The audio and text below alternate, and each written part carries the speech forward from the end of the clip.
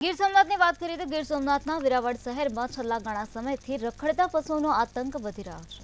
જે બજારમાં બે આંખલાઓએ આતંક મચાવ્યો હતો। આંખલાઓના આતંકને લઈ આસપાસના વેપારીઓ અને રાહદારીઓમાં ફફડાટ મચી ગયો હતો। ત્યારે અનેકવાર રજૂઆત કરવા છતાં પણ પાલિકા દ્વારા ધ્યાન ન અપાતું હોય તેવું લાગી રહ્યું છે।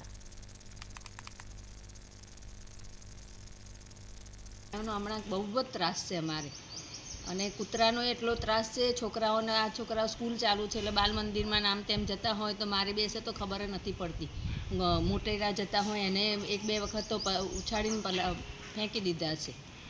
રોજ જે હોય છે એટલી અમે વચ્ચે તો ઘાસ પણ બંધ કરાવી દીધું હતું કે ઘાસવાળા આવે તો ઘાસ નાખીએ તો ગાયો આવે, તો ઘાસવાળાને બિચારાને બંધ કરાવી દીધું, પણ ગાયો જાતી જ નથી। અહીંયા આ પ્લોટ છે ને એના લીધે નથી જાતી, જ થાય છે। હા, મેં ઘણી વખત નગરપાલિકામાં એમાં કહેવડાવ્યું કે આટલી બધી ગાયો છે તો કંઈક પગલાં ભરો, પણ 2 દિવસ કોઈ આવે જાય ને પાછું પૂરું થઈ જાય।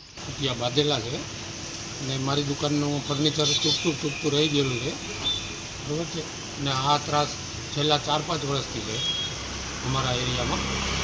અને એના માટે નગરપાલિકા અથવા તો સરકાર કે જાગીને પગલાં લે તો સારું। એવો તો બનાવ નથી બન્યો, પણ લાગતું રહી ગયેલું છે। તેના વિશે ગાયોનો ત્રાસ તો બહુ છે આ બાજુ, એટલે ગાયોની વ્યવસ્થા થાય એવું થોડો ગૌશાળા ગાયોને ગૌશાળામાં મોકલી દો, અથવા પછી ગાયોનો ન અહીંયા રહે એવો કે રસ્તો કરો, કારણ કે ગાયોનો ત્રાસ બહુ છે। હાલતા ભાઈઓને મારી દે છે, છોકરાઓને મારી દે છે, કાલે કૂટ્યા એ બહુ ભાઈ જતા। આવું છું પણ કંઈ જાનહાનિ ન થઈ બહુ મોટી।